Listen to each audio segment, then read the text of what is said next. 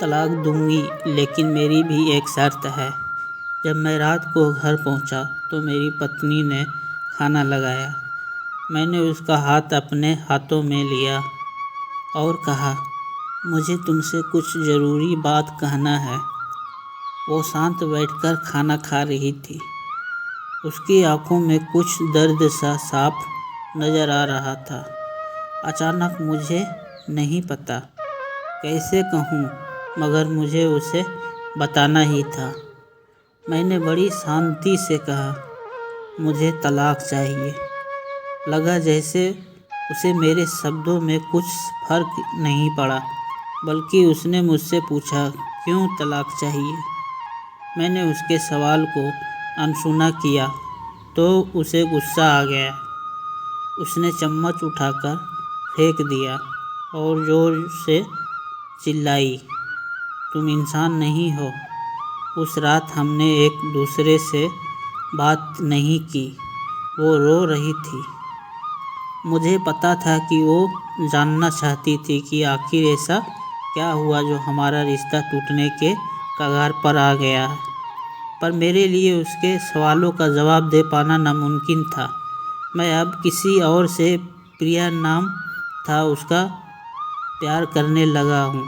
अब मुझे उससे प्यार नहीं रहा। मैंने उसे उसके बरसों का प्यार की सज़ा दी थी। भरे मन से मैंने तलाक के पेपर तैयार किए। उसमें लिखा था कि वह पूरा घर, कार और कंपनी की 30% शेयर ले सकती है इस तलाक के बदले में। लेकिन उसने उस पेपर्स को देखा और उनके टुकड़े टुकड़े कर दिए। वो औरत जिसने मेरे साथ जीवन के 10 साल बिताए थे, वो आज मेरे लिए अनजान हो चुकी थी। मुझे इन 10 सालों का जो उसने मेरे लिए बर्बाद किए, मगर मैं क्या करूं? जो हो चुका उसे मैं बदल नहीं सकता था, क्योंकि मैं किसी और से, अपनी पत्नी से भी ज़्यादा प्यार करने लगा था। आखिरकार उसके सब्र का बांध टूट गया और वो फूट फूट कर मेरे सामने रोने लगी। मेरे लिए उसका रोना एक तरह से उसकी रिहाई की तरह था। तलाक की ये बात जो कई दिनों से मुझे परेशान कर रही थी, अब बिल्कुल साफ हो चुकी थी। अगले दिन मैं घर काफ़ी लेट आया हूँ। मैंने देखा कि वो टेबल पर बैठकर कुछ लिख रही थी। मैंने शाम का खाना नहीं खाया था, लेकिन फिर भी मैं सीधे ऊपर जाकर अपने कमरे में सो गया, क्योंकि पूरा दिन प्रिया के साथ रहने और कई जगह घूमने के बाद मैं थक गया था। वो शायद रात को उसी टेबल पर लिखते लिखते सो गई थी। सुबह उसने तलाक देने की शर्तें बताई। वो मुझसे कुछ भी लेना नहीं चाहती थी। उसे सिर्फ तलाक से पहले 1 महीने का समय चाहिए था। उसने आग्रह किया कि इस 1 महीने में हम दोनों वही पुराना वाला जीवन जिएं, जितना संभव हो सके, क्योंकि आने वाले महीने में हमारे बेटे के परीक्षा है और नहीं चाहती थी कि हमारे टूटे रिश्ते का प्रभाव उसकी पढ़ाई पर पड़े। मुझे भी यह ठीक लगा, मगर वो कुछ और भी चाहती थी। जैसे शादी के दिन मैं उसे उठाकर अपने शयन कक्ष तक ले गया था, उसी तरह हम हर रोज़ 1 महीने तक मैं उसे शयन कक्ष से उठाकर मुख्य द्वार तक ले जाऊं। मुझे लगा यह पागलपन है, मगर इन आखिरी दिनों को थोड़ा अच्छा बनाने के लिए मैंने उसकी यह शर्त स्वीकार कर ली। मैंने प्रिया को अपनी पत्नी की सभी शर्तें बताई। वो हंसने लगी। उसे लगा मेरी पत्नी कितने भी तरीके अपना ले, तलाक होना तो तय है। मेरी पत्नी और मैं किसी से भी इस दौरान नहीं मिले थे, लेकिन उस दिन जब मैं उसे पहली बार उठाकर गेट तक लेकर गया तो हम दोनों काफ़ी अजीब महसूस कर रहे थे। पीछे से हमारा बेटा भी खिलखिलाकर खुश हो रहा था। अगले दिन यह काम थोड़ा सामान्य और आसान हो गया। वह मेरे सीने से लगी थी और मैं उसके खुशबू महसूस कर रहा था।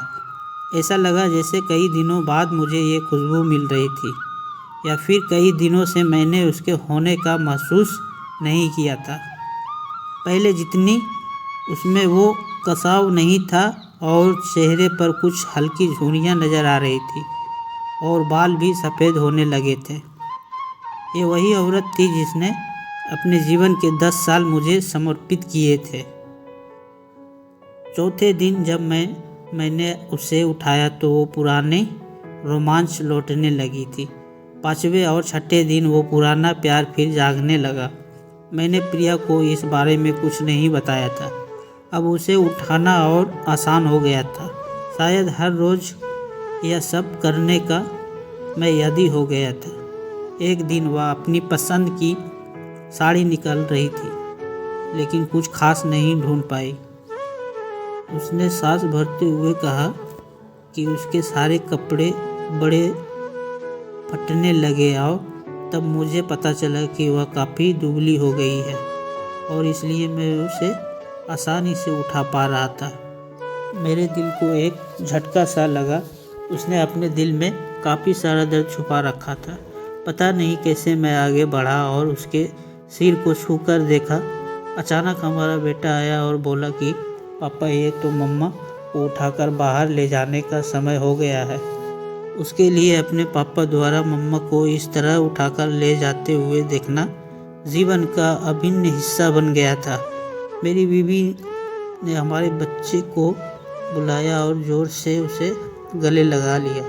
मैंने अपना चेहरा दूसरी तरफ कर लिया। मुझे लगा कहीं मैं अपना निर्णय न बदल लूँ। मैंने अपनी पत्नी को रोज़ की तरह उठाया और बेडरूम से सिटिंग रूम तक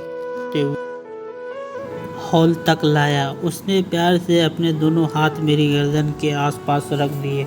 मैंने उसे ज़ोर से पकड़ रखा था, बिल्कुल हमारे सुहागरात की तरह। उस शाम जब मैं घर आया, हाथों से गुलदस्ता लिए मेरे चेहरे पर एक मुस्कान थी। मैं ऊपर अपने कमरे की तरफ भाग कर गया, लेकिन तब तक वह मुझे छोड़कर इस दुनिया से जा चुकी थी हमेशा के लिए। वो कई महीने से कैंसर से लड़ रही थी, लेकिन मैं प्रिया के साथ इतना खोया हुआ था कि कभी ध्यान ही नहीं रहा। उसे पता था वह जल्दी ही मुझे छोड़कर जाने वाली है, इसलिए वह मुझे और मेरे बेटे के रिश्ते को टूटने से बचाना चाहती थी। मैं नीच उससे तलाक लेना चाहता था, लेकिन फिर भी उसने मुझे अपने बच्चों की नज़रों में एक प्यारा पति और पिता बना दिया था।